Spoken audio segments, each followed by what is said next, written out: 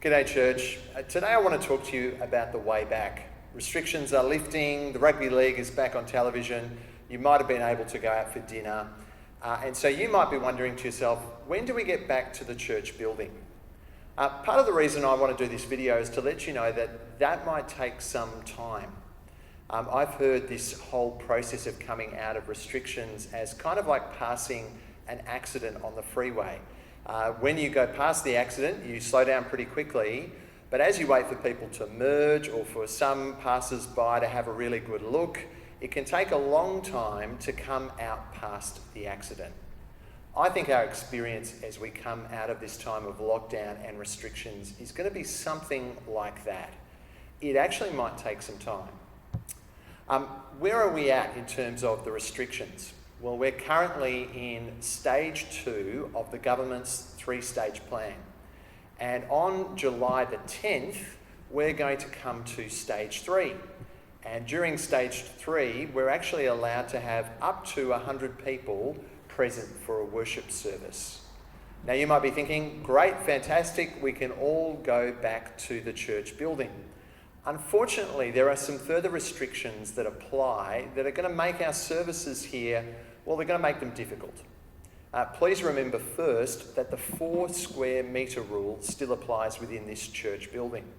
And when you sit down and do the math on how many people we can fit into this building, it's somewhere between 30 and 40.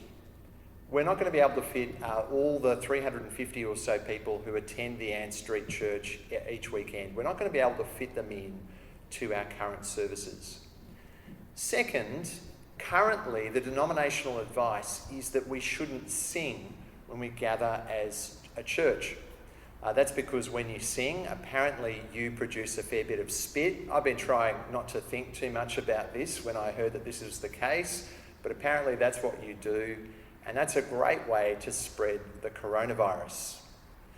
Third, when we gather together, we won't be able to do morning tea or supper because, again, you don't want to be passing around something that might spread infection. So with all of those restrictions applied, our church services won't be at all like they were. And we'll actually find that they're not really a very familiar feeling to our church services at all. So what should we do? How can we actually move forward given all those restrictions on gathering together here in this church building? Well, here's some things that the elders are trying to keep balanced. We're trying to make sure that we keep people physically healthy by following the restrictions that the government has put out. We're also trying to make sure that people stay spiritually healthy. When we don't gather together and meet together, we can't encourage one another and serve one another and fellowship together. And so it's really important for our spiritual health that at some point we meet physically again together. So trying to balance those two things, the elders are proposing the following.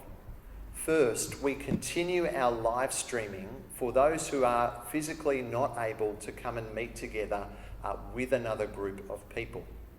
We recognise that some people's health is fragile and you will need us to continue that streaming or live streaming option, and we want to do that. Second, we also want to encourage people to gather together to watch the church service together and to fellowship together.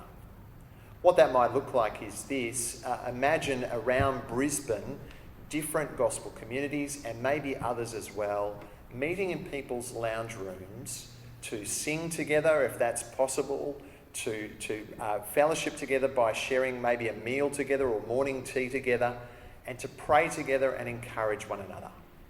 We're hoping to have those different watch parties available for all of our church family around Brisbane. If you're not part of a gospel community but you'd like to be part of a watch party, we're actually going to put a form up on the Ann Street online webpage where you can sign up and let us know that you want to be part of that kind of community. As we go to doing this, we recognise that there might be some inertia that people feel to meeting together, and you might be tempted to think, maybe I can skip doing this altogether. It's pretty convenient, it's pretty easy to just stay in my pyjamas and watch the church service online. I want to encourage you to resist that. Friends, it is to our spiritual detriment if we don't meet together with other Christian brothers and sisters.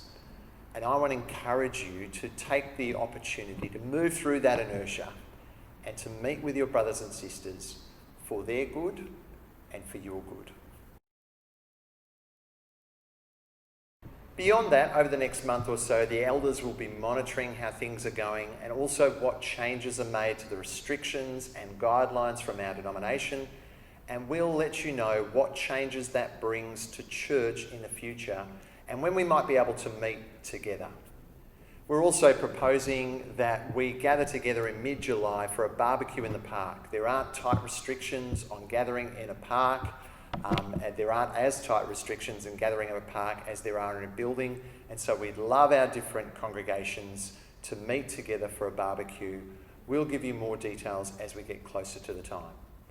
Friends, thank you for listening to this, and keep praying for our church. Pray for those, our brothers and sisters around church, that they might press on with the Lord Jesus, and keep praying for the elders and staff as they continue to lead us through this. But I look forward to seeing you at church tomorrow.